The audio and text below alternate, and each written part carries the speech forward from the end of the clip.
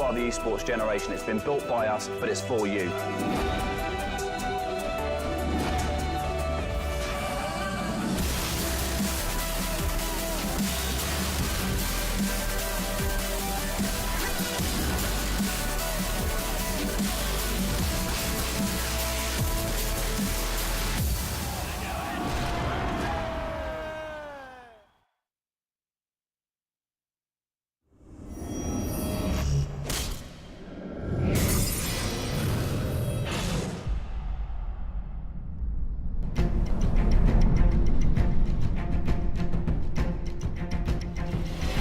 Welcome to Summoner's Rift.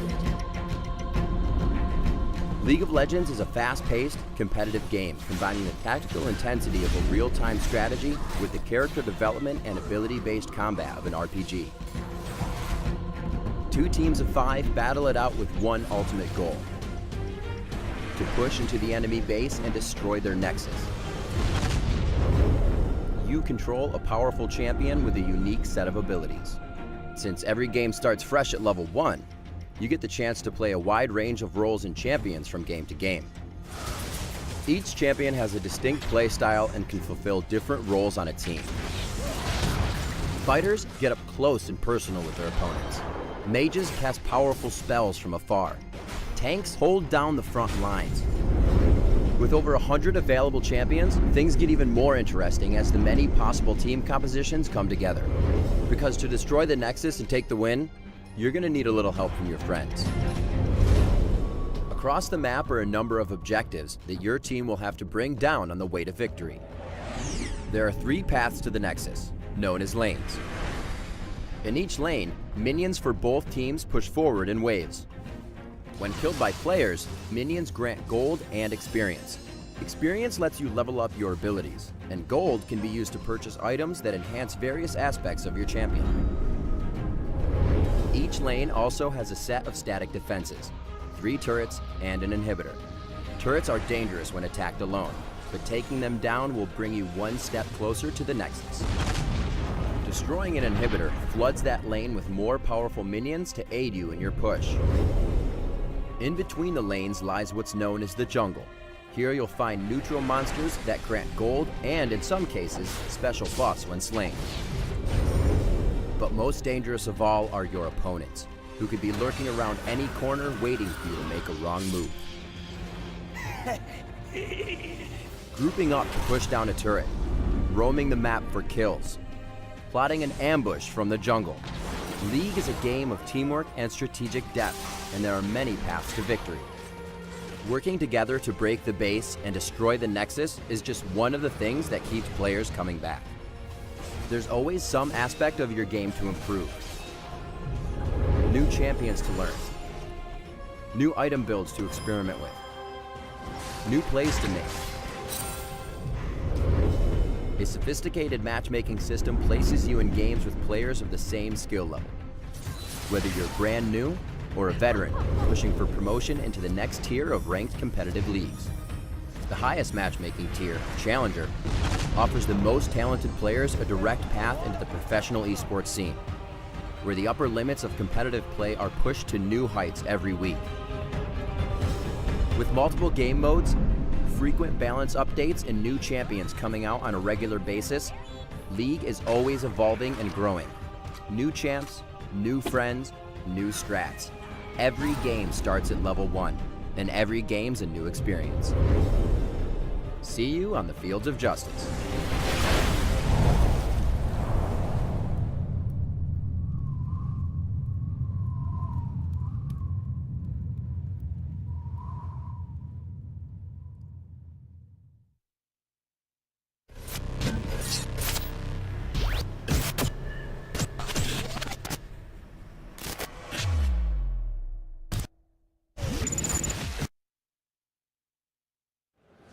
Good morning, hello and welcome to EGX. Give me some noise to get you guys awake out here. Yes, that's what we like to hear. So yes, this is Gfinity and we are presenting League of Legends Play Like a Pro. We have 2 lovely booths which I'm going to stuff you into in just a minute. But first of all, well, you're not going to walk, you're not going to sit into these booths, so get up for a start. Because I've got some t-shirts again, like my bald-headed friend over there. I'm going to give you some more t-shirts. So I'm not going to separate you because I believe you want to know. I just want to hear some noise from you guys on the count of 3. 1, 2, 3, noise! Yeah, that's pretty good. That's pretty good. So, 3 more T-shirts. Are we good for this? Do you guys want some T-shirts? What do you want more, T-shirts or to play the game? Oh.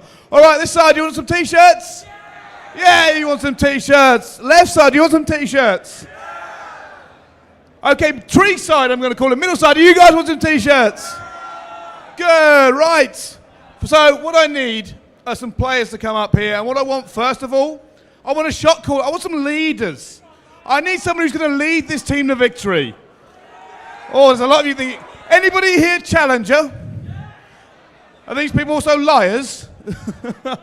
I've got a few players at the side here who are going to help me pick people. So I've got Martin, my bald-headed friend. He's going to come on and he's going to pick a few people for me. He's challenger. Oh, no, sorry, challenge. Challenge is the one I meant. But anyway, he's going to pick a few people. Martin, is there anybody in this crowd? Who wants Martin? Do you want to pick somebody? Make some noise if you want to play. Come on, Martin. Who do you like the look of? Can't make your mind up. All right, let's try this once more. You got to impress. Oh, well, Zelda's coming up. A Link's coming up. Almost called him Zelda then. That is a faux pas for a gamer. Link's coming up. Link's coming up. Okay. So we need another captain. I need another captain. Bearing in mind, I'm going to be checking. You got to get that communication ready. Mine, who do you think? Oh, here we go. We got another captain. Okay. Have we got any junglers here? I'm a jungler. In the best division. You got some junglers? Are you going to gank? If you want to play, make some noise. I can't hear you in this audience. Okay, you get a jungler. I'm going to get a jungler. Okay, I'm asking you a question. What is your jungle main? My jungle main is Zach. Oh, Zach. Do we want a Zach main on stage? Yeah, we do. Get in one of the booths. Okay, left side. Do we have any junglers over here? Do we have any junglers? You're a jungler. Are you a jungle Rammus by chance? Oh, yes. Do you, I'm guessing, home guard, boats of mobility, teleport? Yeah. Spin the win. All right, let's get in that booth then. Let's get in that booth. All right, who else wants to play some League of Legends? I need to see you. I need to see some noise. Come on, let's bring this one up. Okay. Okay, I like this thing. It's always a challenge for me to pick someone because I'd quite happily have you all in the booth, but I've been told 30 people in there is not allowed. So, I'm asked some questions. I'm asked some questions, and if you can answer my questions, I'm going to put you in the booth. It's very, very simple. Okay? Who, and I want your hands up for this, don't just scream at me, it kind of belays the point. Who was the most recent champion released? Who knows that answer? I'm going to ask the horse in front here. Are you going to play with that on, first of all? No. Oh, all right, okay. Who was the most recent champion? Azir. Yes, it was. Get in one of the booths. Okay. Okay, I'm going to ask Warren. Warren, my good South African friend. Would you like to come over to me? So, Warren, this is it. You got to impress Warren, and the way to impress Warren is you got to put a stupid face as he walks along. So, Warren is going to start this side, and as you go along, I want to see your war face. I want you to scare him. I want you to make him laugh, and whoever impresses him the most, he's going to pick 2 of you to go into the booth. Are you ready? Walk me, Warren. Let's see those faces. Let's see those faces. Come on. Come on. Let's see those faces. That's pretty good. That's pretty good. Let's do the war face. Warren, have you picked 2 of them? He's got 2, I think. There we go. Let's see. Right, you can go in either booth. I'm going to just check the numbers in these booths. I think we've still got plenty. We got loads of space.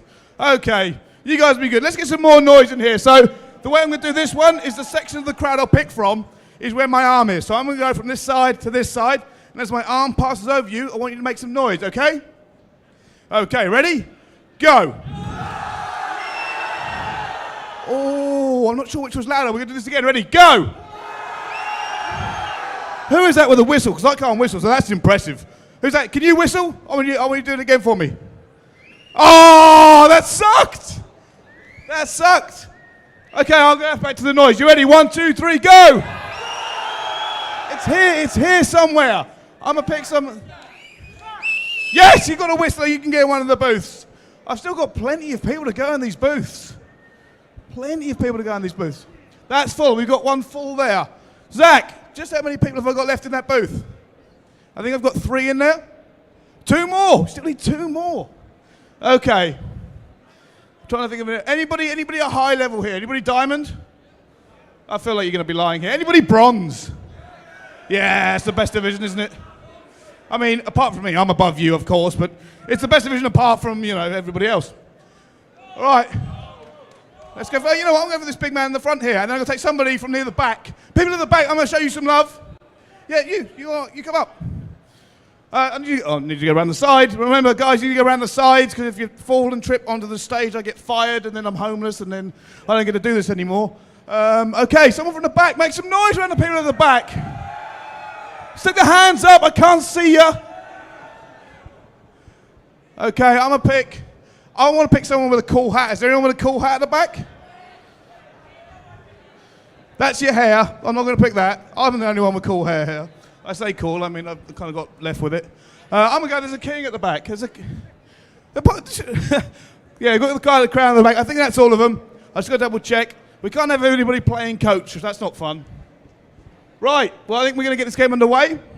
We have some professional casters here. One of the duos, I mean, they're pretty good. I mean, there's another duo, and we're still debating which one of the two is better. So these guys are going to impress you. Stick around. We've had some really good games all week. But over to these guys. Hello everyone, I am Kieran Scoundrel Low, and I'm here with my wonderful co-caster, Aaron Sona Chamberlain. Yeah, I was going to give you your name for you, hey? You're here at day 3 of Play Like a Pro, hosted by Gfinity here at EGX, and I am really looking forward to it. Got to say though, the other caster duo, they are top notch. They're very, really very, great. very good. Stress and pulse. If you when guys they don't remember each other's names, they're superb. Oh, yeah. They don't have the bond. They don't quite have the bond. We are just getting into the lobby and getting ready, guys. We will be onto the Rift as soon as we can get there. Just the team sorting themselves out, of course. Have to get used to the new mouse. Have to get used to the new keyboard. But lots of League of Legends action here over the next couple of days. We'll be here all weekend, so make sure you stick around, and you will be getting into one of these booths and playing like a pro. Yeah, and the winning team and the losing team do get a bit of swag at the end of it, so it's all a bit of fun. Got some arcade Hecarim skins. A couple of RP cards. You guys will not be going home empty-handed. I think there's some cupcakes backstage. Cupcakes as well. Lulu cupcakes. Lulu cupcakes, yeah. Anyway, we're going to get into Champ Select right now. That was a quick start to the game, and hopefully some bans will be coming out soon. Obviously, these guys have never played together, so their bans can be wicked and wild. We've seen Master Yi being banned out quite a few times. It's just too strong. That samurai out of the jungle can do a huge amount of damage. Jax is the first man coming out here. Recently nerfed, but still a very strong top laner if you don't know how to deal with him. Yeah, I mean, his early base damage has been nerfed, his early base health was nerfed, so it makes him easier to kill, less of a sustainable early game. Blitzcrank being banned out here, so someone doesn't like playing against the hook master in the bot lane. You have to avoid those hooks. They are very difficult to avoid as well, because you can't quite tell the hitbox on it a lot of the time. The hook is actually slightly wider than the fist. Maybe for a bad player like you. Which one of us is higher, again? Oh, might be. Yeah. Anyway, we're waiting on the second ban to come out here from the blue side. Lots of strong champions left available. Yasuo's still there. We've seen a lot of Orianna play recently as well. Yasuo is the ban. And Tristana has got through a couple of times, and she is a very strong AD carry at the moment. Yeah, Tristana recently nerfed in the last patch, had an ult base cooldown nerf, so it's 100 seconds at the level 6 ultimate now, which means it's slightly less available in lane to get those trades off. Still really, really strong. But still, I mean, it doesn't change the fact that it doesn't change her kit really. She's still extremely strong in that sense. Thresh being banned out, so this is a targeted support bans here. So they want to take away any form of hook in the game at the moment. And they're going to have to get rid of Nautilus as well then if you want to eliminate all the hooks. Exactly, Nautilus support is going to have to go down the drain. Lucian being banned out. That's a strong AD carry ban at the moment. He's probably the second best AD carry in the game in terms of popularity and pick rate. He's got the behind Tristana. Behind Tristana. You can pick Lucian into Tristana. Yeah. There are better picks into Tristana than Lucian, but he has the most versatility. Well, Lucian Braum really shuts down Tristana early because she does have quite a short range early game, so you do just get that light slinger passive off, get tons of stuns onto her, and she can't really escape that easily unless she levels up with that rocket jump. Yeah, I mean, Lucian's been nerfed, his base attack range was nerfed, but it does, as long as you can hit those piercing lights across minions and try and hit champions, still makes him incredibly strong and very hard to deal with in lane. Maokai being banned out, that's a moderately popular ban. Looks like the Rammus teleport jungle is coming through here, as we were promised by our jungler on the red side there. And Fizz being the first pickup for the blue team, which is interesting. Brave first pick. I mean, if you're a good Fizz player, you can generally get away with a lot. And he's obviously one of those AP mid laners can solo carry games. You don't need your team to make plays with Fizz because he can almost be, carry by himself. Yeah, exactly. He's got so much mobility as well with that playful trickster, getting himself all around the map. You can jump over walls. And just gives you a lot of. There's such a versatility of build paths for Fizz because you can go DFG if you're ahead and just one bomb people with your bomb people. one bomb people with your Shark, and then obviously you can always go very classic Lich Bane build. Deatheye Grasp is something we're seeing a lot more on Fizz these days. Yeah, I mean, very weird about how some people choose to see that. Some people hate it, some people love it, and it's like Marmite, the Marmite of the Marmite as well. Build, but it's definitely very powerful. You can't really demand that. But it looks like Tristana is going to come through. We could have a bit of a mix of and AP Tristana in the mid lane. That is not unheard of. Obviously, AD Tristana in the mid lane also quite popular, but probably likely going to be going to that AD carry role. I really doubt they'll pick AD Tristana into a Fizz. Yeah, I mean, she's going to get melted AP away. Tristana maybe because it's easier to deal with, but no, AD Tristana into Fizz is definitely. And Janna's still available as well here for the purple side. Janna Tristana is a superbly strong lane, especially if you get to level 3. You've got a knock-up, you've got the rocket jump to go in, and then you've got the shield on Tristana as well, giving her a huge amount of extra AD. That's going to be a difficult lane to deal with. Yeah, I mean, Tristana's early game is actually pretty decent from what people don't tend to realise. She's like late game powerhouse, but her levels 1 to 6 are very, very strong. Really She's a very strong laner because obviously her explosive shot range increases as her attack range increases, so she can use that to harass down, and actually has high base magic damage. The Grievous Wounds passive on that is really strong as well. You see AD carries popping their first pot when they get hit with that explosive shot, not realising, of course, they're getting 50% reduced health regeneration out of that pot. So Tristana can be really strong in those early levels, as you were saying.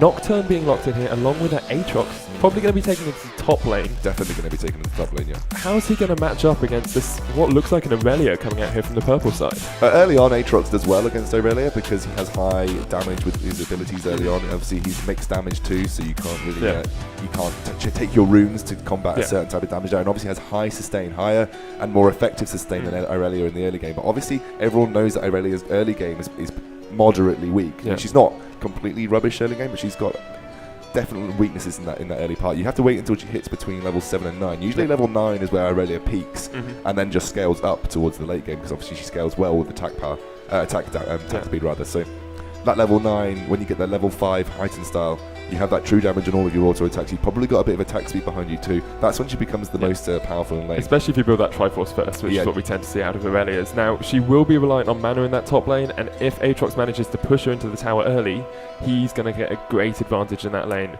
Aurelia's good at farming under tower with Blade Surge, but it does use up her mana really, really quickly. Yeah, the only problem with Aatrox is actually a more squishy champion compared to Aurelia, but in terms of base health. So if Aurelia plays it correctly, especially using her Equilibrium strike at the right time to get the stuns off, she can actually out-trade. But obviously once Aatrox drops below 50% health, he's deceptive.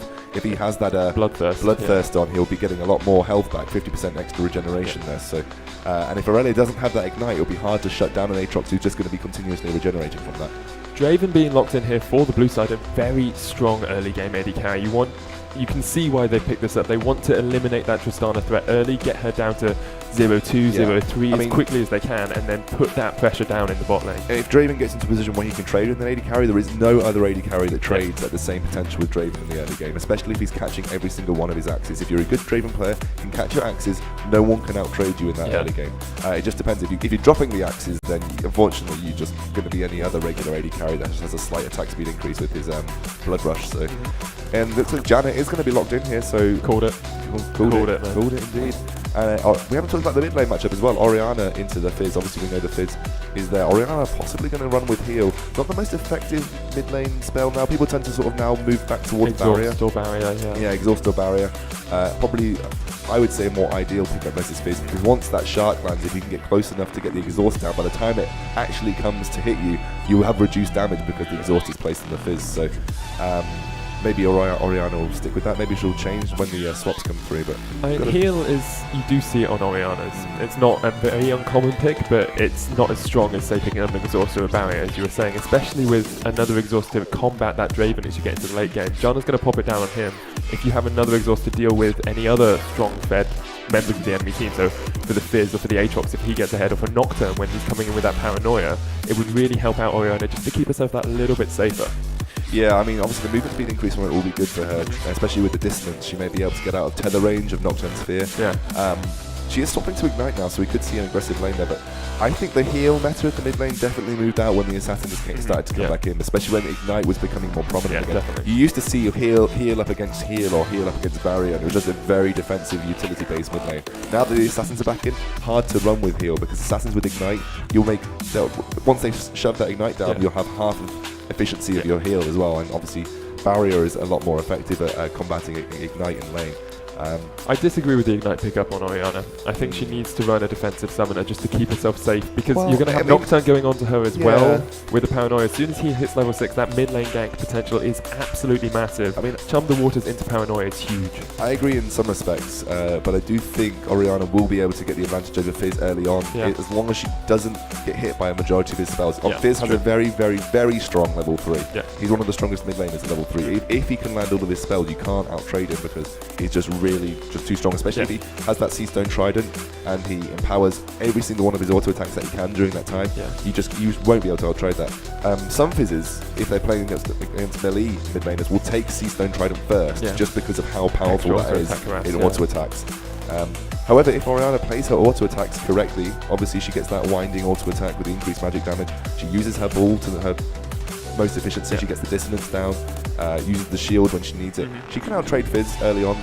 The first couple of levels is really what's going to define that mid lane. If Fizz is able to free farm, if he's able to hit that level 3 without taking too much harass, then Orianna's in trouble. But if she gets a good command attack down, gets some damage down with that ball, as you were saying, and using the Clockwork wind-up passive to get the extra AP damage coming out from her auto attack, then Fizz is going to struggle. But it's going to be close. You've got to look at the jungler duo between the two here. If Fizz is using his Playful Trickster aggressively, and then a Rammus comes in from the side, Orianna it will be okay.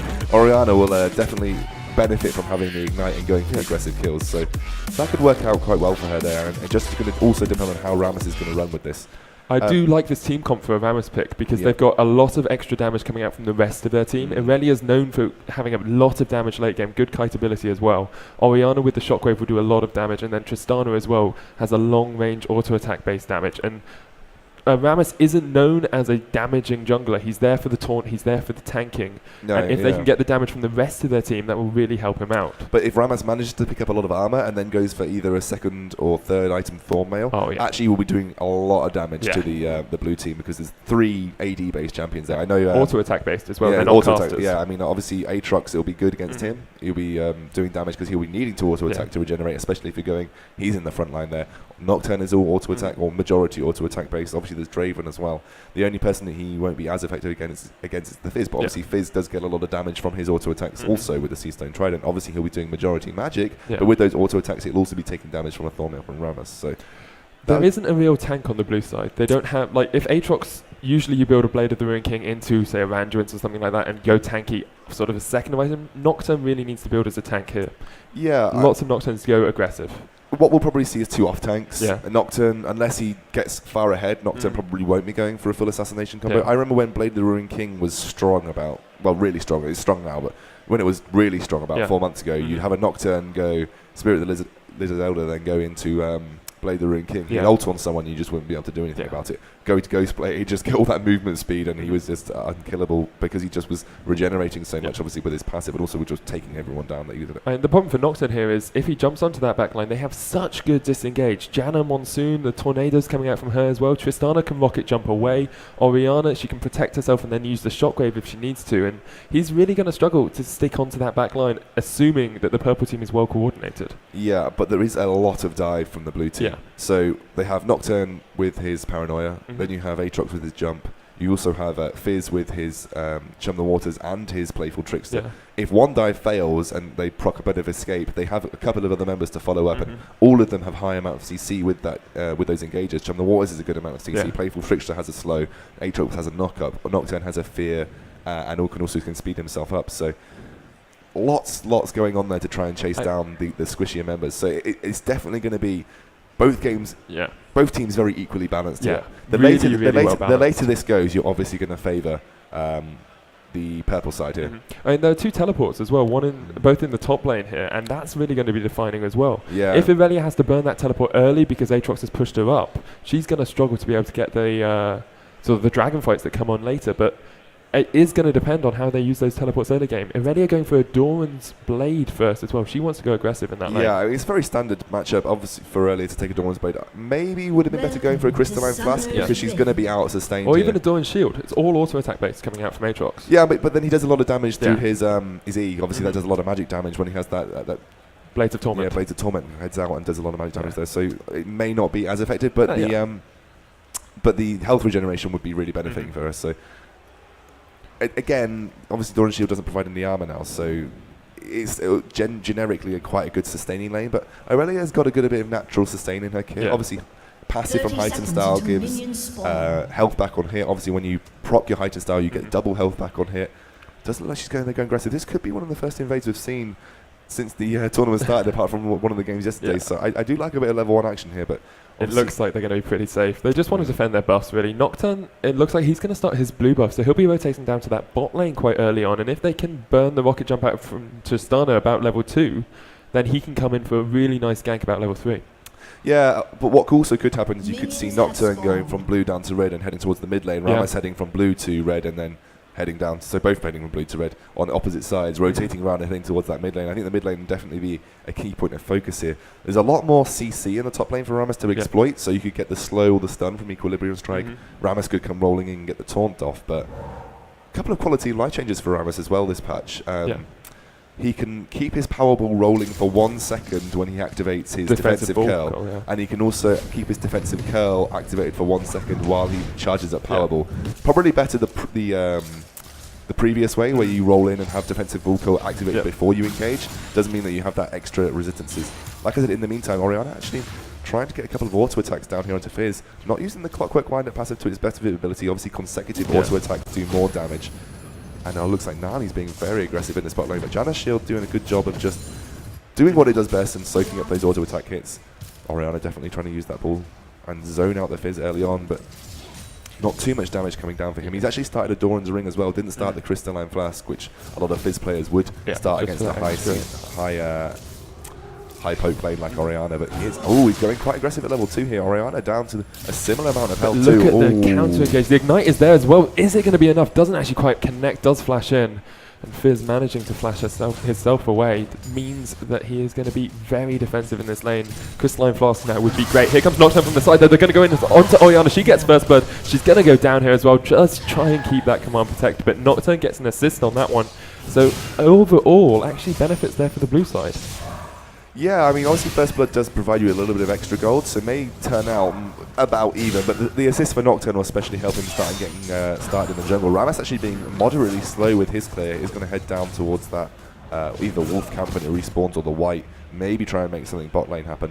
But we are just seeing very even trades in the top lane too. Aatrox actually a little bit behind in levels, just catching up at this moment. He doesn't have to worry, he's got that Bloodwell passive. Yeah. He's also got a lot of sustain, like we said, in his kit. What do you think he'll be leveling up first? Most Aatroxes will level that Blades of Torment first, or Ramos looks like he wanted to make something happen in the bot lane. Nocturne's around as well though, so this could be a good counter gank coming out here from the blue side. Nocturne really well timed on his gank earlier in the mid, and Ramos decides to back away from it. Now, Draven is pushing this Tristana up to a tower. Tristana doesn't farm the best under tower because of the passive coming out from Explosive Shot at level in the early game. Can't quite get that CS as well as you'd like to. Yeah, it's definitely difficult to manage your explosive shot damage. It looks like Nocturne wants to make something happen again in the mid lane, as there is no flash for Orianna. It is a prime target, just needs Fizz to go in here. Oh, Orianna's going to check the boost. There goes Nocturne, and they're going to be in the playful trickster. Orianna's going to go very low already. So much damage coming out from that Season Trident as well. Can she get away? Red buff is proccing. Nocturne will pick up the kill. Second kill of the game for blue team. 2-1 for them. Yeah, Orianna just pushed a little bit far right, which is obviously going to happen against the Fizz. Fizz doesn't push very hard. He hasn't been using that playful trickster aggressively to clear the waves, because obviously that will result in a lot of damage coming back onto him. Nocturne just with a good presence of mind to exploit the fact that her flash won't be up for another almost 2.5 minutes. He could go back again in the next few minutes and pick up another kill if Orianna isn't careful. And that starts to put you on tilt. If you're getting camped out by a Nocturne when you've got a Fizz there as well in your lane, it's so difficult to escape from that, especially Nocturne with red buff, just going to keep slowing you with those auto attacks. Very difficult for an Orianna to be able to get out of that one.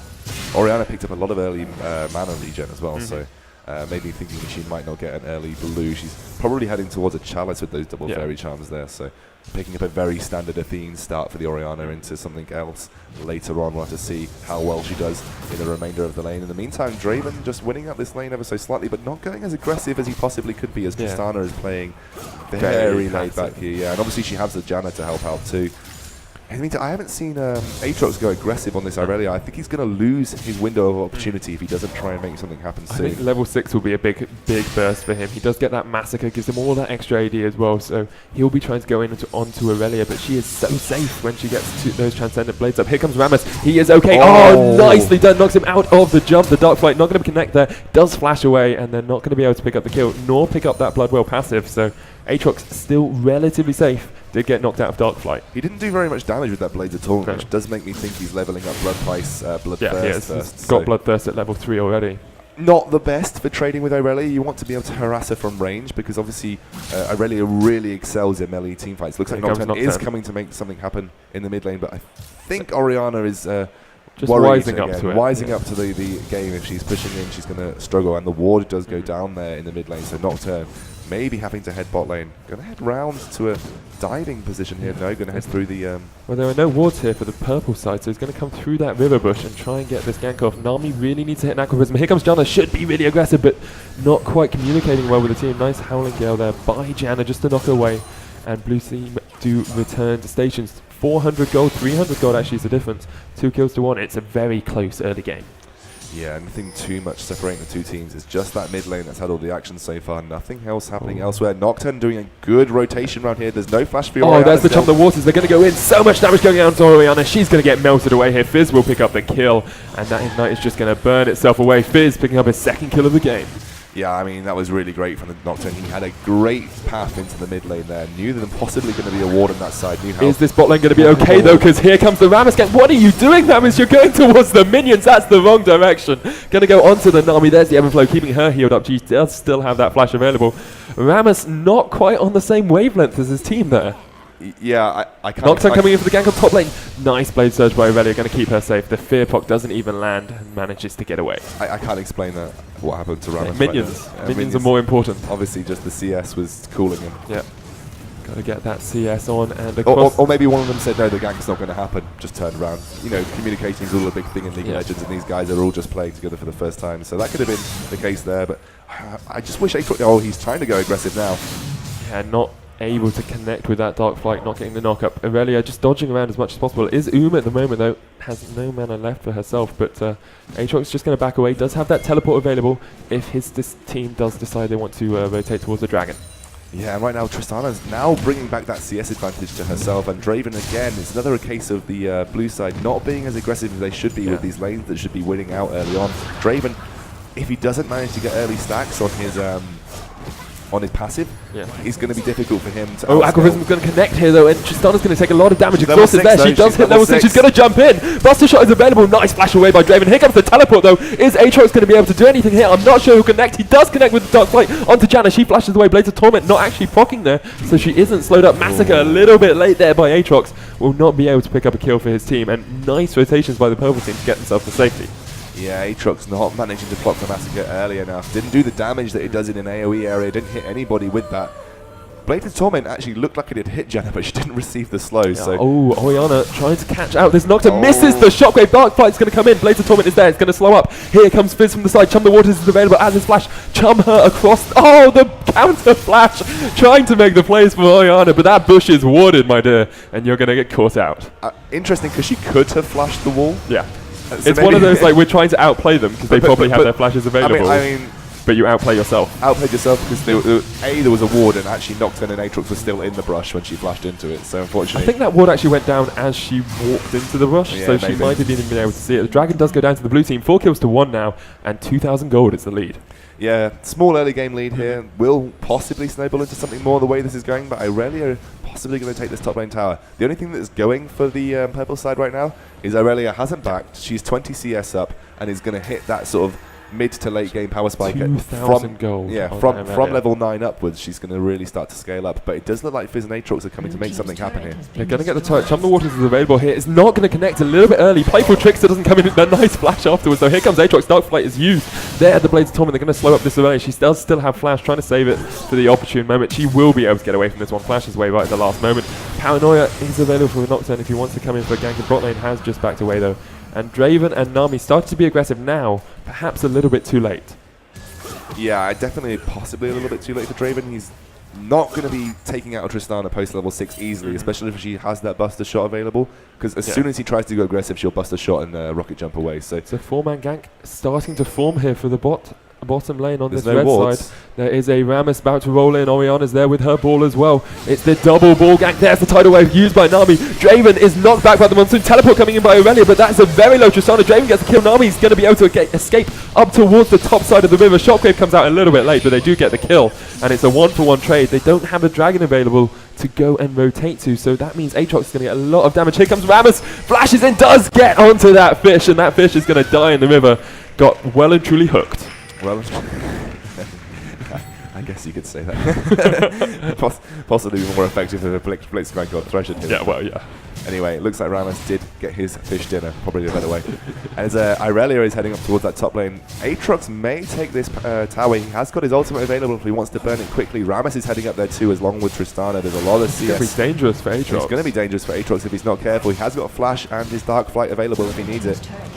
Here comes the taunt out of the Dark Flight. Is Aurelia going to be able to get there in time? Does have the Equilibrium Strike available to stun him up. There's the slow from that. Not enough health on her to stun it. And lots of damage coming down. The Bloodwell passive is there, but here's Tristana as well. And this should be a very, very dead Aatrox. He's going to have to go and get fixed up by some scientists because Mecha Aatrox has gone down. Yeah, Mecha Aatrox going down there. Didn't have the attack speed available to him. Ooh, here come Nocturne and Fizz. Are they going to try and 3v2 here? Nocturne sitting on a ward.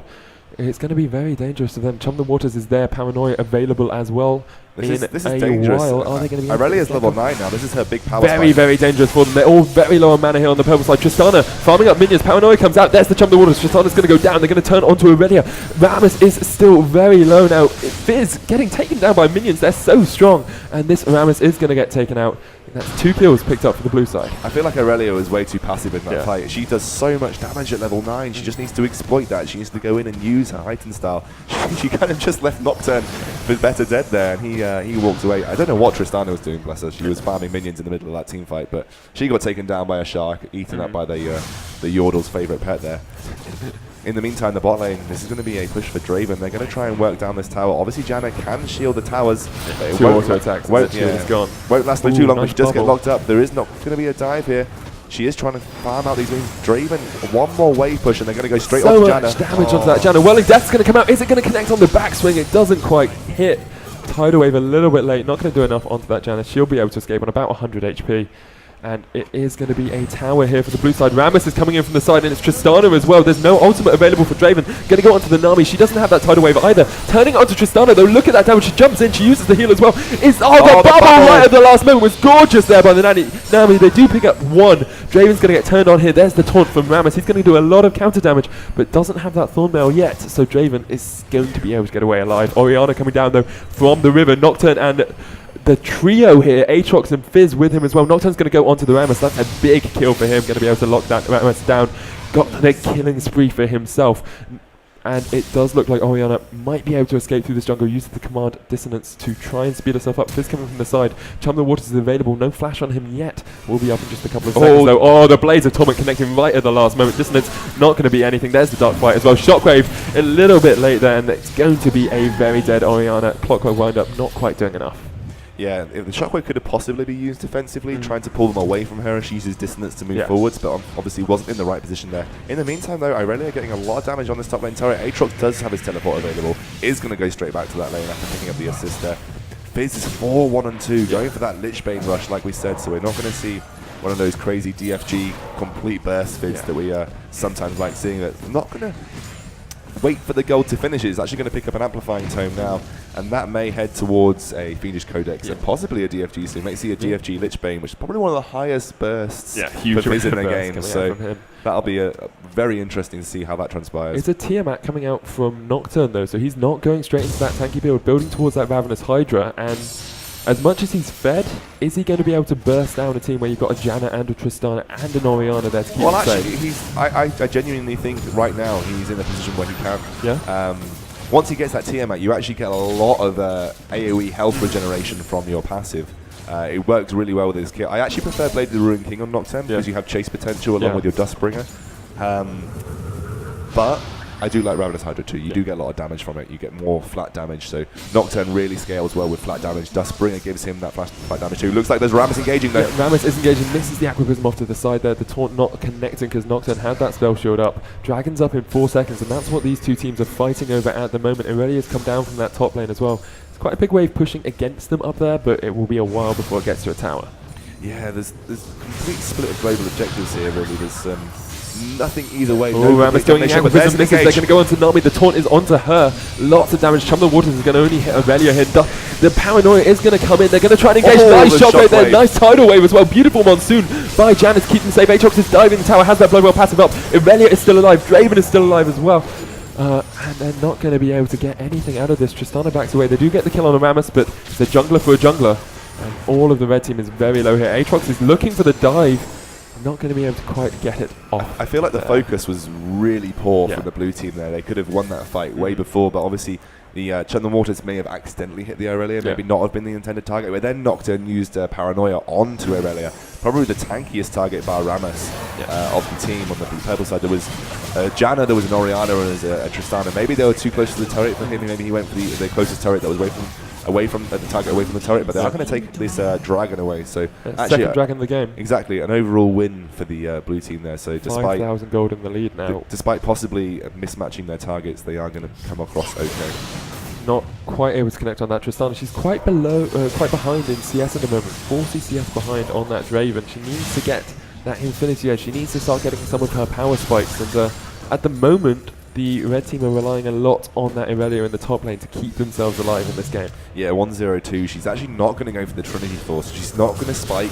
Oh, Aquaprism's going to land onto Orianna. They're not going to go in with that Dustbringer being used up by Nocturne as well. Could have spelt disaster for Orianna there if the blue team had decided to engage. Yeah, there was a lot of engage potential around.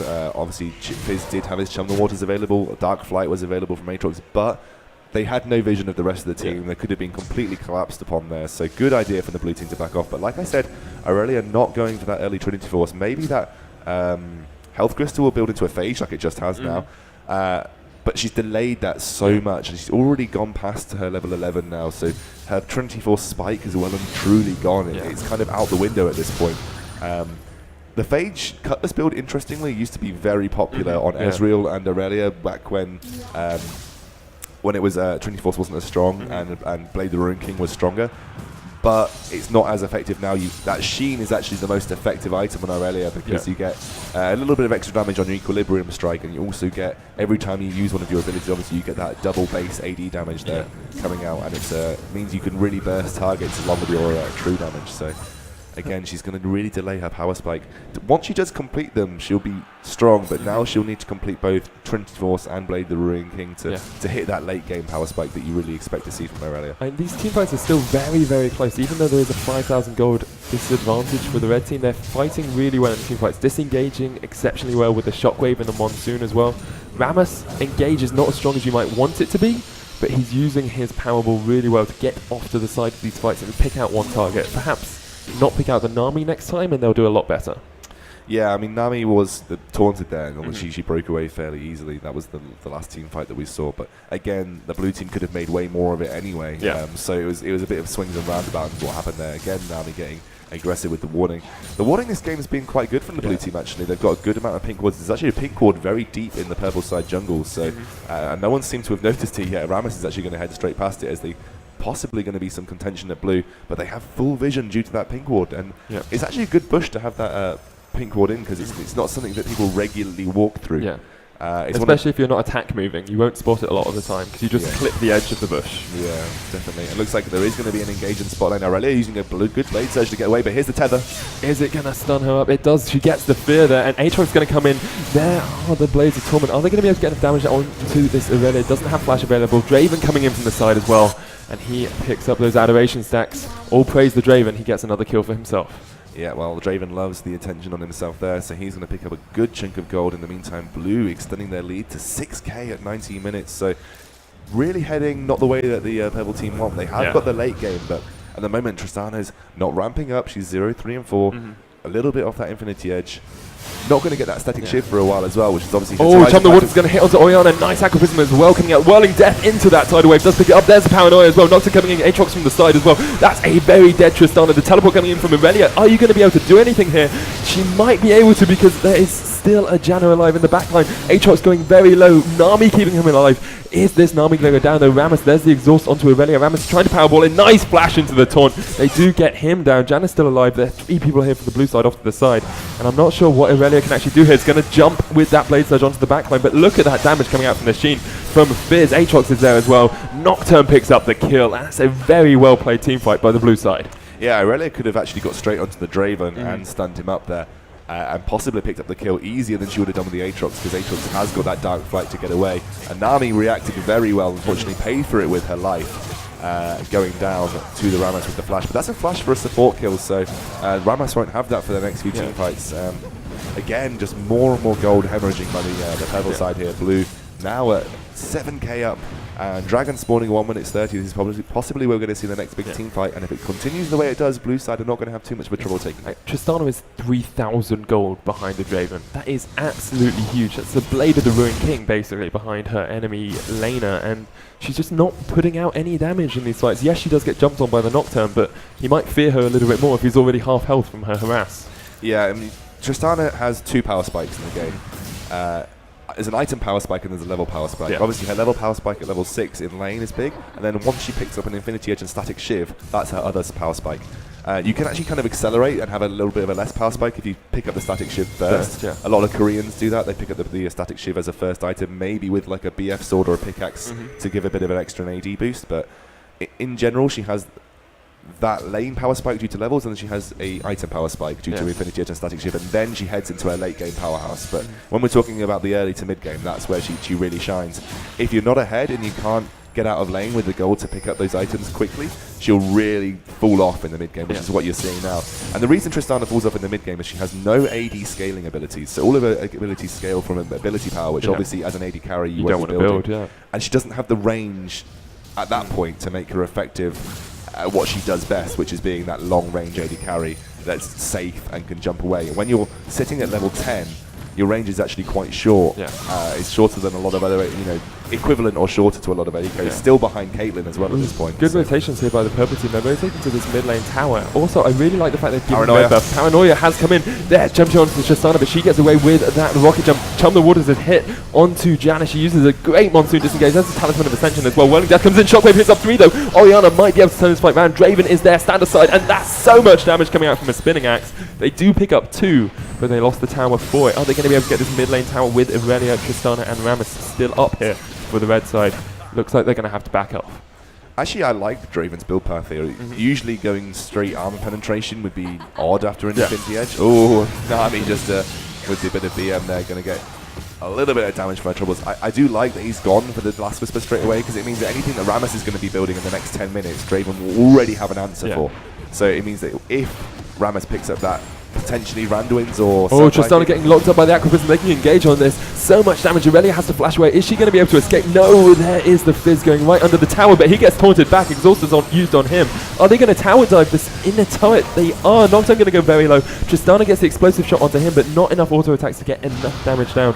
And Janna is just going to make them back away with that Howling Gale. But another kill there for the blue side. 18 kills to 7 now, and they are 8,000 gold in the lead. Yeah, I mean, there's not much. I don't feel there's much now that Pebble side can do except for try and stall and wave clear and stall and wave clear. And that's going to take 10 minutes to try and catch up and get to a point where their carries start to shine. Oriana probably heading towards Rabadon's Death Cap. The Athenian's Rabadon's Death Cap is a very standard item build path. I like Fizz's item choice though. He's actually going to go for the Seeker's Arm Guard into the Hourglass. He is going to be a target that's going to be focused at 615. Obviously Hourglass is probably one of the best defensive items in the game for anybody, let alone an AP carry.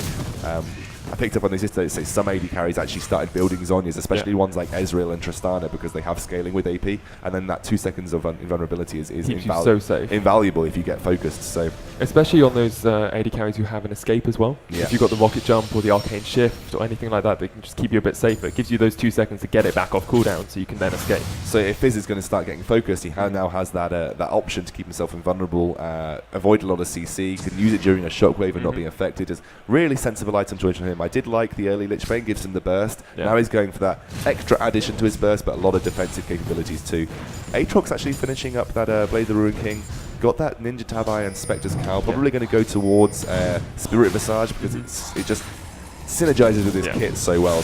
I would be surprised if there's anything else. Nocturne picking up the Warden's Mail after that Ravenous Hydra, so probably going towards a Randuin's, I would expect. Could also be a Frozen Heart now. Warden's Mail does work into it, and Frozen Heart wouldn't be a bad pickup versus a Tristana and an Aurelia, but obviously some flat health would be good for Nocturne. Yeah, it would definitely be good for him. And that passive as well, the active coming out from the Randuins can be very strong if he's jumping into that backline, slowing everyone up. Positioning with Randuins is everything. If you can get yourself into a middle of a team fight with Paranoia and just activate Death Bush. No, Aqua's not quite going to connect there. The red team do have relatively good vision around this area of the map. They can see quite a bit, but not actually able to see exactly where the blue team is rotating. Going towards the mid lane now, they're going to push onto this inner turret.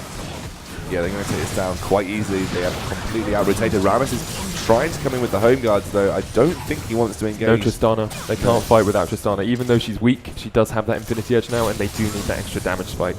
Yeah, she's picked up a Vampiric Scepter to try and aid her regeneration there. A lot of people will go 2 Dorans into Infinity Edge because it provides you with enough sustain with that 3% lifesteal on each Doran's blade, and then go for the Static Shift. But obviously, as she only has 1 Doran, she's going to need the extra boost in lifesteal, so Vampiric Scepter is a key pickup here. Draven actually picking up a Zeal and a Dagger, so likely going to be going towards a Phantom Dancer. Bit of an old school attack speed item. We don't tend to see that so much anymore. People like the Static Shift for the wave clear it offers and things like that. But they don't really need the wave clear at the moment, though. They're not losing out on these sieges. They can siege very, very well under most of these towers. Good for pushing as well, but obviously they've got a lot of members of their team that are very, very good at pushing. Nocturne with the Ravenous Hydra or just clear waves of the Dustbringer in an instant. But Draven with a Phantom Dancer means he'll scale a little bit better. Obviously, you get a little bit extra, more critical strike, you get a little bit extra attack speed, you get a little bit less movement speed. But you get extra attack speed and extra critical strike, so good for scaling up with his axes and the Infinity Edge especially. Nice Aquavism again by Nami. She's been on point with those today, and I think this is actually going to be a defining moment of the game. We've used both of the teleports into this top lane. If Aurelia goes onto Aatrox, can she take him down at the moment? Because if she can, it does open up the opportunity for a mini split push coming out from that Aurelia. I mean, Aurelia's got 80 CS up on the Aatrox. She will be stronger in a fight right now. Aatrox, she's got a Blade of the Ruin King and 3/4 essentially of a Zeal, of a Trinity Force right now. So I think she'll do well. And Ninja Tabai aren't as effective against Aurelia because she has the majority of her damage comes from the true damage often by heightened style. So it's not going to negate much for her. And obviously Spectre's Cowl doesn't do much either. Aurelia just needs to have the confidence to go aggressive here. She needs to start trying to take Aatrox on, offer herself in a split push scenario, try and force members of the blue team to come and deal with her, then her team can start to recuperate and take some objectives on the map, get a bit of global gold behind them, because right now they're bordering the 10k at 30 minutes, and it's difficult for them to come back into it here. Tristana started to get herself back in the CS though. She's only 30 behind now, where before she was about 60 to 70 behind. So if she can get another item under her belt, she'll still be 1 item behind, but she'll start to hit that power spike where she's got a static shiv as well. It's so difficult for her to get gold now, because anytime she goes up to farm, there'll be competition from her mid laner, from her top laner. If she tries to farm by herself, she's got no protection at all. No protection, very little wall coverage to keep herself safe if farming in that bot lane too far up. Obviously, there's so much engage. Nocturne could easily solo this Tristana at this point. She just can't extend past her turret ranges at the moment, so it's difficult for her to get the CS that she needs. What would be better, and it sounds odd, is if an inhibitor went down and then she was just farming waves. She was just trying to farm waves that came. It's not going to be able to take on Aurelia. What a great shield though! Beautiful shield out from the Equilibrium style. Here comes Rammus as well. Stand aside on him. Aurelia did have to flash away in that fight, kept herself safe, but shows the strength of that Nocturne at the moment. He is 518, and he's almost got that Vandroid. Yeah, he's almost got that Vandroid. He's probably going to be able to get it on his next back, to be honest. I really think the next dragon will be key. If the blue team take it, they'll snowball. They can take Baron off the back of that as well, and then potentially try and take these outer turrets with ease. If somehow, by some miracle, purple team can pull out a perfect team fight with a great shockwave, Irelia can get in the back line, still hasn't picked up that Sheen though, so is going to be lacking burst, then maybe purple team have a chance to to possibly pick up the bot lane tower off this. They can pick up maybe 2 towers in the bot lane as well. It'll be really strong for them, but again... Orianna has hit a power spike. She's got that Rabadons along with her Fiends now, so if she hits a good shockwave, Fizz is going to melt, Nami's going to melt, and Draven are going to melt under that, but it's about trying to connect on all 3 of those targets because they're very, very safe. There is a trap being set Death up here. bush. Yeah, the death bush. Of death. The Fnatic style death bush being set up here. Not sure that they're going to react. I don't even know if purple team have kept the timer on the Drake. They're not going to be able to rotate onto this because Rammus is still back in base. He's home guarding out, but he's going towards top lane. It's another dragon for the blue team, 3rd of the game for them, and it puts them that 10,000 gold in the lead, as you were saying. 4 towers to 2. And purple side really need to work out how they're going to get back into this game now. They're behind on items, they're behind on gold, and they're behind on towers. Like I said, it'd be best for Tristana to have a wave that was consistently pushing into her base like an inhibitor going down, but obviously that means that you're going to have a lot of map pressure lost. So again, it's a lose-lose situation really for the purple side now. They're going to really, really struggle. The only way they can... Orianna not in a good position there. There's 2 ways they can possibly get some gold back here. Wait to get dived and put off a great fight with the aid of the turret, or you get picks. But they're going to go for it here because Nocturne's in the top lane. Look at that, the shockwave picking up only on Nami, but they do get 1. Aatrox is there in the middle of the fight as well. Nocturne's trying to get in range for his paranoia. There's the Bloodwell passive being popped. Nocturne does have paranoia, but Aatrox is going to go down as well. Orianna picks up a double kill. And is this the turnaround fight we were talking about, Scoundrel? Well, I don't think it's the turnaround fight, but definitely the start of a possible comeback. That was what they needed to do. They picked off some people. They're going to get some global objectives off this. Not the dragon, but they're going to get some key turrets to give them some map pressure, because at the moment they need those turrets to get some control back. It's going to be at least 1. Can they push the inhibitor turret though? Nami is off 7 seconds. I love Rammus for this. He pops his ultimate and it does do damage to towers, so it means it'll push even quicker. They may have been able to get a little bit extra out of this, but obviously death timers at 31 minutes are still quite low. Paranoia is still available as well. They don't want to risk it, and actually it's quite wise from the purple team. Yeah, then going to spot that this dragon was taken by the blue team. Going to get their own buffs for the first time in a long time here onto the Orianna. She picked up a double kill there. She's sitting on 1,600 gold. That can be another needlessly large rod into Zhonya's if she wants. Yeah. Oh, she's just seen that pink ward. That it's only been there for about 20 minutes. It's only been there for about 20 minutes, Orianna, but it's finally going down, getting rid of a little bit of that vision away from the inside of the purple side jungle. This is a very sensible move from blue team. They've just seen that the majority of purple team are backing off. No vision on There's no vision on Baron at all. They're going to get this for free. Yeah, this is a free Baron going across towards the blue team, and it's something you really have to watch out for after you've got a good counter push. Because I mean, they know you're going to go back, and you have to ward up that Baron. It's the curse of the counter Baron. It happens every time. If a team pushes, I mean, I guess everyone will understand this if you've been playing solo. You push. Janna. Get to safety. Oh, Aatrox flashes in with the Darkflight, doesn't quite connect. The Blades of Torment are there, but there is the Tidal Wave as well. Going to hit up Rammus right at the last moment.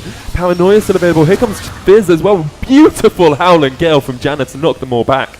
And they'll be able to come back and defend this inhibitor turret. Like I said, it's the curse of the... I mean, everyone in solo queue would have experienced this. You take an inhibitor, you think you're winning, and suddenly you go back and then the enemy team takes Baron. Not as bad. The blue team didn't even manage to get... Sorry, the purple team didn't even manage to get an inhibitor out of it. Took 1 turret for Baron, so definitely in favour of the blue team there. Keeping their gold lead nice and healthy after a little bit of that mishap in the I think the purple team needs to engage here. They know that Nami wave is down. Nocturne's miles away in the bot lane. Aatrox doesn't have his flash. You need a good engage. There's a lot of flashes down as well. Yeah. It's definitely a good time for them to engage. Nocturne is... Every second they leave it, Nocturne's getting closer to paranoia range, so... It's probably just about in range now. Yeah, they're just leaving it a little bit too long. Actually, Tristana going to be going for the Phantom Dancer. Means she'll have... I mean, I guess it's past the point at which Static Shift would be that effective. She doesn't need the wave there anymore. She's going to clear it Not anyway. even that. The magic damage is a flat 100, so it's definitely... It can crit, but it just scales so badly if you're going to pick it up later and later. The earlier you get Static Shift, the better it is for you as an AD carry. If you get Static Shift post 30 minutes, Phantom Dancer will likely be the better choice because the extra critical strike will help you in prolonged team fights. Oh, Chump the Water's not going to connect there, and that's another big ultimate down. The Nami wave is back available, and flash for Aatrox still a while away, but Draven and Nocturne pushing out this bot lane by themselves. I think Irelia can probably deal with one of them, both of them not so much. Yeah, I mean, Irelia is strong now that she's got two key items. There by Nami. She's got 2 key items, and she's got that Warden's Mail. She's actually picked up a good amount of her power spike. but it's quite late for the Trinity Force now. I mean, Trinity Force is such a good early game spike item. It does scale moderately well into the late game, but it's definitely really good in these mid and early game team fights, because obviously the extra AD will be so beneficial against people who have low armor values and people with low base health because they're at low levels. Now that she's got it, it's great, but I feel the blue team have picked up enough countermeasures to make it less viable. It's a very close game at the moment, and you don't often say that when there's 10,000 gold in it, but we've seen the team fight potential coming out from the red side. Yeah, if they can manage to counter-engage properly, they really win out those fights. It's definitely more of a pick for the purple team now. They just need to catch the blue team off guard. The blue team are just playing too scared, though. I mean, they don't realise how far they are ahead. The longer they leave this, the worse it's going to be for them, because the scaling from the... well, it's 3/4 of their bound is gone now. Yeah, I mean, what did they get out of that? Very little, in fact, nothing. I think they got one tower. They got bot lane tower, didn't they? The problem is now Rammus is going towards a Frozen Heart. He's going to pick up loads more armor, although he's picked up a Glacial Shroud and then another Mana Crystal, so I'm not quite sure where he's going to run with that extra Mana Crystal, but looks like he's, unless he's going for a Frozen Fist. He's going for an Iceborne Gauntlet. That's interesting. Wonderful kite ability, but... is he going to be able to actually utilise that shield? I don't think he has enough activatable skills with low cooldowns to make it worth it. I would have gaunt for the Frozen Heart. In fact, I personally would have gone through Thornmail. It just synergizes with the defensive bull curls. Especially with the three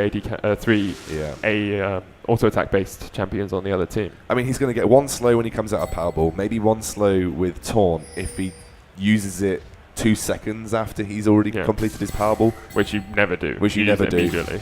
And maybe one with his defensive curl if he uses that at the right time. But usually you spam all of Rammus' skills in the same point, so you're essentially going to get one proc of your Iceborne Gauntlet out, maybe one after you pop your ultimate as well. Not the most effective item for a Rammus to pick up. Blade Surge, Trinity Hunter Blades having to be used to clear the wave here. Here comes Rammus though, he's trying to get gets the taunt off before the spell shield. Actually, the Nami getting caught off by herself at the bottom of that fight. Tristana picks up a kill. And Fizz all the way in bot lane. He doesn't have teleport or anything. They're going to go onto this Nocturne. He's going to go very low. There is the fouling ball coming in. The Whirling Death comes in as well, but there's 2 kills for the purple side, and they are turning this game on its head, X-Scoundrel. This team fight can still be turned around by the blue team, but purple team are backing Fizz is here now. Is he going to be able to connect onto anyone? He's trying to hide in the bush, but there's a ward in that bush, dear fish, and he's going to get Howling Galed up. Are they going to be able to get onto him? No, he'll be able to escape quite easily with that Playful Trickster, but purple team definitely taking the advantages when they can. The blue team are playing like your worst solo queue nightmare. You're like 10k gold ahead, and suddenly your friends decide that they want to split push all the time and get caught out by the majority of the teams. So they are possibly going to take the dragon off this and the blue, so they will get something out of it. But it doesn't spell well for the next 5-10 minutes if the blue team are being too passive to engage. That Aurelia is huge at the moment. If she gets a good engage off on one person, we saw there Nocturne just got caught out by Aurelia.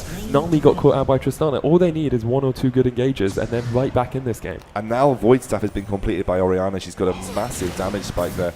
Rammus has already picked up a sweeping ward, so he's going to start to claim some vision control back. But look at that red side of the jungle. There's wards everywhere for both teams, so they can see everything that's going on there. Everything on both sides at the moment. They can't. Ooh, Aurelia cannot see this gank coming in onto her at the moment. They're closing in around her. Dark Flight comes out. There's the Chump the Waters as well. Shockwave hits up 3 though. There's the Tidal Wave as well. The Bloodwell passive has been procced onto this Aatrox, but he's going to go down straight away. Tristana is getting big at the moment. She's got that Infinity Edge. She's going to need to jump onto this Nami. She's got the rocket jump. Just use it, woman.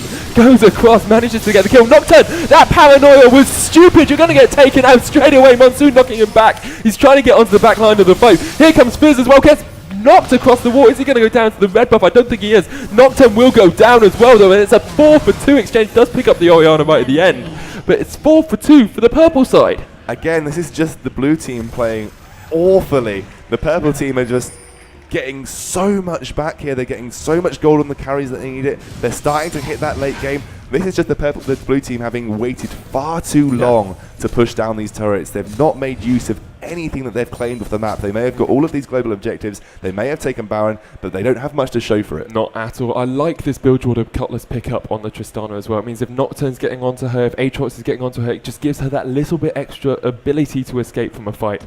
Yes, she's getting burst down a lot, but it gives her a bit of life steal as well. It just helps her out quite a bit in these team fights. Yeah, and actually she's got enough peel so that a Last Whisper can come a little bit later. Jana doing great work. Yeah, she's got a good amount of time to get more auto attacks off, so she'll be doing an equivalent amount of damage. And actually, Tristana with red buff, you often don't even need the Last Whisper because it can just do the damage from the back line.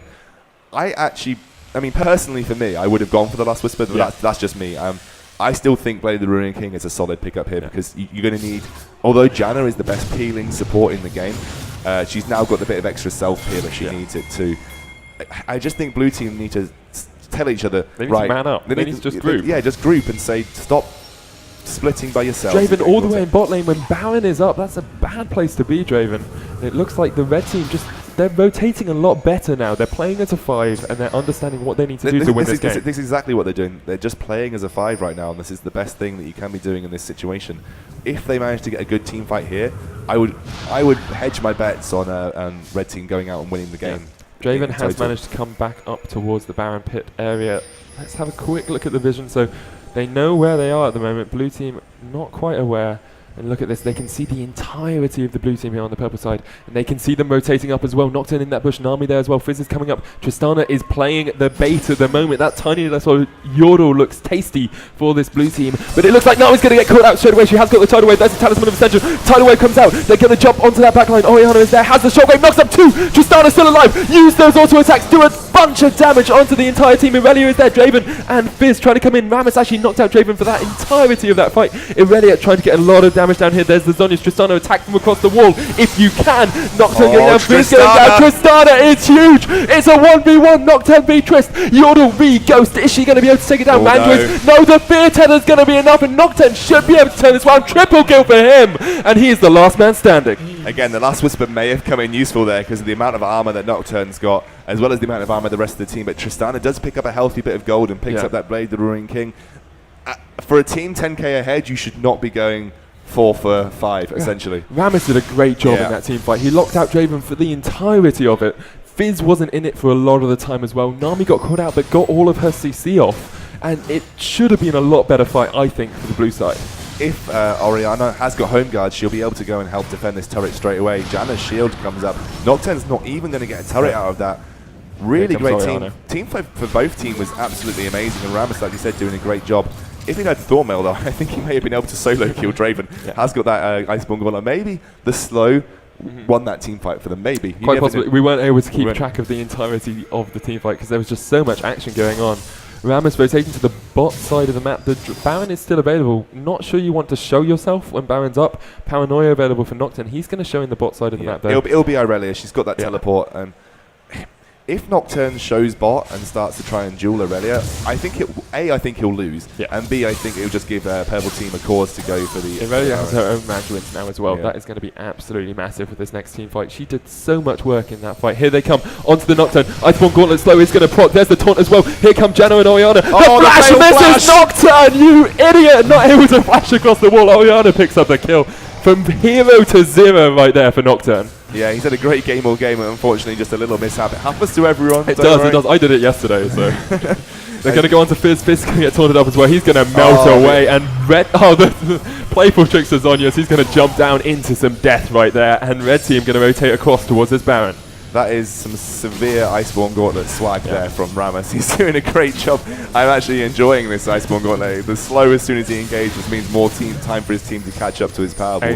Aatrox Whirling Death is coming in. Will it still? No! Orianna gets it. Orianna took Smite. It's fine, guys. She manages to pick up that Baron. And it does go across towards that purple team. Only 6,000 gold now at Scoundrel. A great timed Whirling Death from Draven, though, I have to say. Almost on point there. Rammus going for the engage. There's the flash. He's still got time to catch up. There's the flash engage. Catches up onto that Draven. Going to get knocked up by that Tidal Wave. Lots of damage on Draven. Here is Tristana. Here is Irelia. Here is Nami going down. Here's Draven going down. And here's a double kill for that top laner from the purple side. They get the inhibitor turret as well. Are they going to be able to push for the Nexus?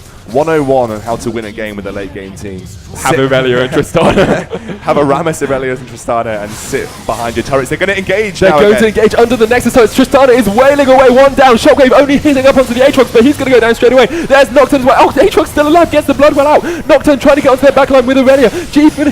Biz, so he comes in and gets a kill. Double kill for him. Going to keep engaging, and they haven't got the Nexus. They're going to try and back away. Tristana, can you orb walk? Can you kite? No, you can't. You're going to go down to this Fizz.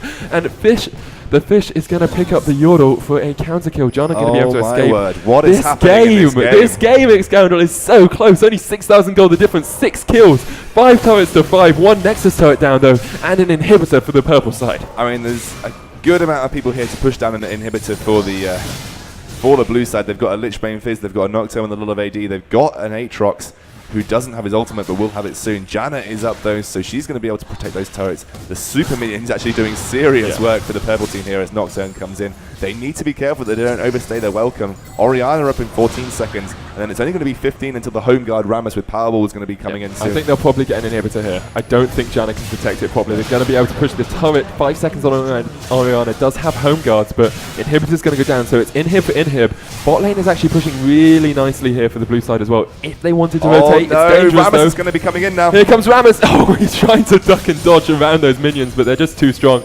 Does push out that bot lane, and it's he's actually going to go for the Frozen Heart now. So again, just obviously not worried about the damage coming out from Fizz. He just wants flat armor. Will start to slow the could be a attack speed. Randrins. Could be a Randrins. I mean, yeah, actually, sorry, yeah, it could be a Randrins as well, like I said. There should be another dragon going across towards the blue side. Of course, they all lost the Baron buffs on the purple side in that last team fight, taking a 4-4-0 exchange at the end of it. I actually think Randrins would be the more sensible option because he gets a bit more flat health, so definitely probably the more likely option. But that's a name for an inhibitor, so it's all looking even, but there's still, still a 10k gold disadvantage. But like you said, this team is a late game team, so the people who need their items have started to get their items. There is that last whisper on Tristana is huge. It's a huge item for Tristana now, and Orianna's got her Zhonya's, so that's going to be massive.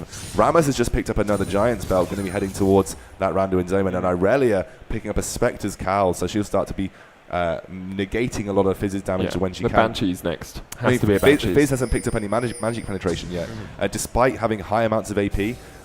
This magic resist will be doing more to negate the damage that he's got there without any magic penetration, despite the flat from the Sorcerer's Shoes. I'd really like another Oracle's Lens pickup. Teleport. Oh, Shockwave not connecting there. Irelia is going to come in with a home guard teleport though, and you can see exactly what they were thinking. That would have been superb play. Needed a ward across that wall though, just to give Orianna a little bit of extra vision, because that was a blind Shockwave. Yeah, and now they're just going to back off and wait for the Shockwave. Obviously, at this point in the game, Shockwave is a very, very low cooldown. Yeah, it's only 50 seconds left. Literally quarter of it gone already. You're already heading to half, so at this point Orianna can sort of essentially get out. If she misses one and the team fight disengages, you only have to wait a couple of seconds. And the only problem for them there is they burn that teleport. Aatrox's will be up in just a short period of time. A minute on that. Irelia's has still got 260 seconds. It's just over 4 minutes. I can do the maths quite quickly in my head.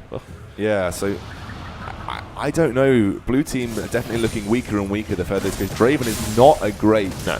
unless you're an amazing Draven, Draven's not a great late game AD Especially carry. Since he's already finished all of his AD items. He's going for Banshee's Veil last, which is understandable, but he's not going to get any more power spikes now. Yeah, the problem with Draven is that you need to catch axes to make yourself viable.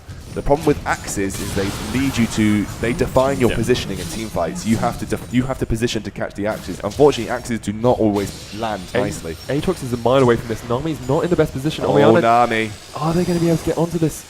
Not quite. Shockwave is back available. They're going to try and push down mid. Inhibitor's still got a while on the purple side before it spawns, but the blue lane inhibitor is back up, so they might try and push it onto that. Rotating up towards Baron. That's not up for a good few minutes. Are they going to catch the Fizz? They are going to catch him out, and there's the Blade Surge. Chum the Water's coming down, but that is a very, very dead fish.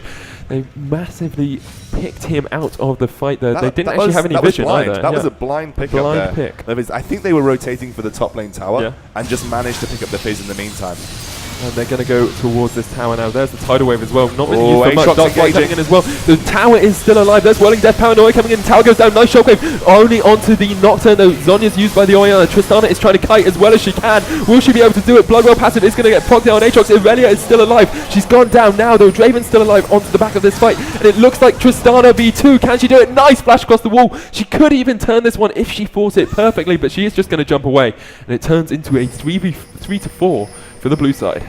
Yeah, I mean, that was just a 4v5 without the Fizz as well. That was just people getting caught out in the turret. They didn't get the turret quickly enough. No, but they did get the turret in the end, so I guess possibly worth it. But that's a couple of wasted autos from Trist. She should be hitting champions. Yeah, at this point in the game, though, the turrets are worth less for your team in general, bar the map control they provide. The actual gold that they provide are worth less at this point. Obviously, at this point in the game, everyone's hitting 6 items, aren't they? Yeah, you need bigger amounts of gold to make it worth it because you want to finish items. you're going to have no inventory space to pick up components, so you're going to need bigger amounts of gold to finish items, so it's worth less, like dragons and towers are worth a little bit less than they would be obviously in the early game. And obviously there's little snowballing to be done now. This is just all about completing and team fight, so snowballing doesn't take too much of an effect. But I think Purple Team just didn't quite fight it as well as they could have. Shockwave only hit onto the Nocturne. Orianna wasn't in the best position because they were split between deciding whether they wanted to get the tower down quickly or whether they wanted to get the fight going. If they'd waited for the minions and then gone for the tower, maybe even fought under tower, which is fine, but you just need a coordinated team fight there. You don't want to be all over the map. Orianna actually picking up another chain vest, possibly going towards a GA. That would likely be the most likely build path, but obviously that can go into a multitude of things. So Tristana also picking up the chain vest, that's likely to be a GA also. So once those possibly start to get finished, it'll be good, but I likely think we'll see the end of the game before the GAs come out. I wouldn't actually mind if Tristana or Orianna here picked up a Thornmail, because most of the damage is coming out from those auto attack based champions. And actually, interestingly, the magic damage from Thornmail is affected by the magic penetration from the Void Staff on Orianna, so she'll actually be doing a lot of damage with that Thornmail. Boots as well give her that extra magic penetration. Baron is up now, and this could be the defining moment of the game. Who gets this Baron?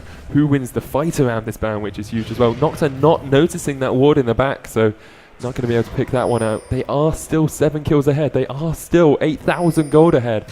But they are losing out on a lot of their advantages. Oh, Aatrox getting a little bit forward to ward up there. There is the ball. They are going to clear that out with the upgraded sweeper that Rammus has. Are we going to see an engage here, though? Obviously, all the cards are in blue team's hand. They've got that inhibitor down in the mid lane. They're going to be forcing the purple team to clear that out. And they've got a Fizz with the Lichbane. They're going to be able to shred that with a percentage health-based damage that is absolutely crazy coming out from him. In the meantime, though, they're just going to try and push up this mid lane, force this this wave all the way into the base, and then maybe go and try and get some vision control of the Baron. I'm not sure. This is really touch and go for both teams here. 51 minutes into this game, those dudes are sweltering. These players must be on the edge of their seats. They want to get out, they want to get some water, but they want to win the game as well. Baron is up, Dragon is up, blue team are pushing into this base, but they don't have any of the Nexus turrets down. They don't really have the ability to dive the Nexus turrets easily. With Bloodwell passive not being available as well, it's going to be difficult for them to actually pull anything off. Looks like Fizz is just going to jump over the wall. This is really, really intense because team fight-wise and team comp-wise, purple team at this point in the game should be winning hands down. But blue team are just catching them out. They're getting good team fights for themselves. Draven is not getting focused, which is a key point here. Tristana's just fought her GA. That is huge. Orianna's got hers as well. That is they've got a lot of gold over that time. Main damage dealers are going to be coming back into these fights. I'd like to see. This is the time for purple team to fight. This is a time, if anything, for them to fight before Draven or Fizz can get their defensive. I mean, Draven's already got the Banshee's Veil. They don't have vision. Fizz could be going for a Banshee's Veil. This is Baron. Yeah. They do not have vision on the Baron. Purple team must suspect something. They're coming across. Aatrox tanking that Baron up quite handily, but here they come across. Nami's going to spot them out with this ward. Baron is going lower and lower. There's the tidal wave. They're going to engage. Oh, there's Irelia. She's already in the front line.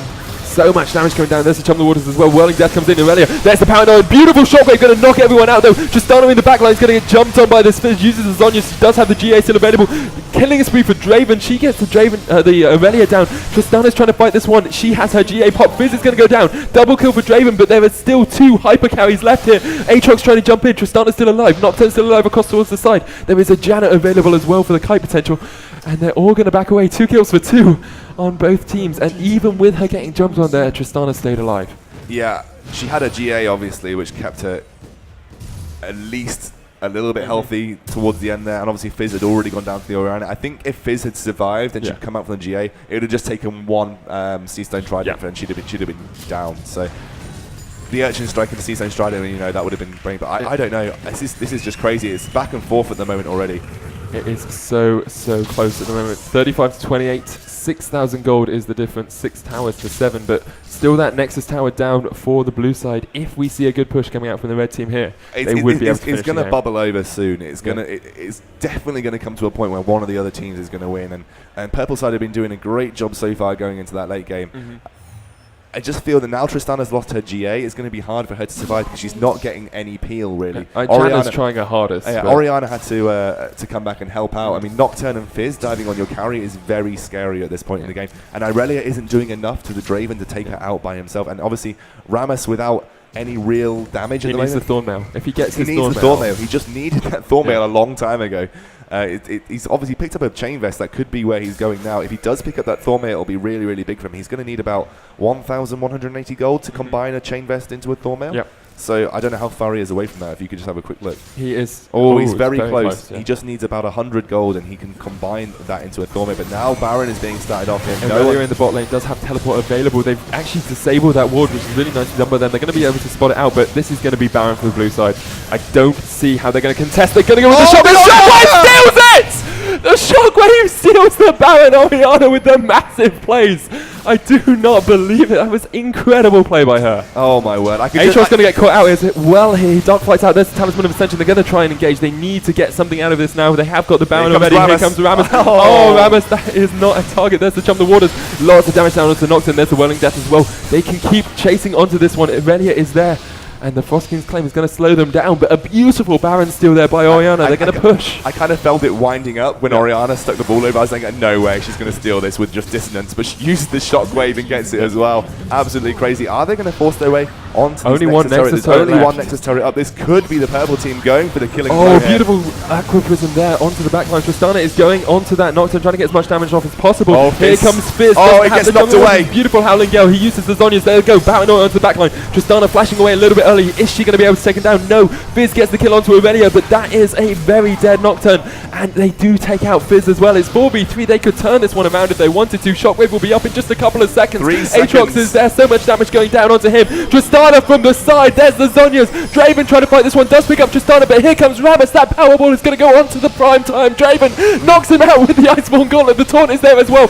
Nami's going to have to go across towards the side. There's the Tidal Wave very, very late. Only just came back off cooldown, and this should be the game here for the purple side. Wonderfully played by them to come back from what looked like an awesomely well-played team fight by the blue team. Do you know, it's taken me this long to realise how good the Iceborne Gauntlet is with all of the armour that Rammus has got. Because obviously Rammus's passive gives him extra AD with Iceborne Gauntlet, so he's going to be getting a lot more damage. GG, well played purple side, coming back from what looked like sure defeat. We will pass it across towards our host to take it away. Wow. What a game. That is the longest game we've had in 2 days. That was incredible. Unbelievable game. Just ridiculous. Well, they've been in there long enough. Let's get these winners out first of all. I want to give you a big round of applause for these guys as they walk out the booth. Give it up. What a game. What a game. Wow. So it really was spin to win, right? Okay. Oh, man. That was fantastic. So well played. Unbelievable from you guys. That was so close the whole way through. Did you see that support? Did you see that support? Wow, unbelievable. The Baron steal. The Baron steal. Turned it all around. Congratulations. All right, let's go find these second place people. Unbelievable. Right, give it up for the losers here. They played for 55 minutes or something in that game, I think. Give it up for the losers as they come out of the booth. Give it up. You guys, unbelievable. What happened to Baron steal? Who was the jungler? Who was the jungler here? Yeah, you let them down. I'm going to put that on you. The smite. Come on. Oh, well, commiserations to both this team. Congratulations to one team. Once again, give it up for a great game, ladies and gentlemen. Unbelievable.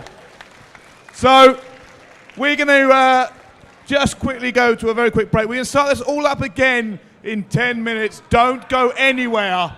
10 minutes from now, we'll start all up again. We'll see you then.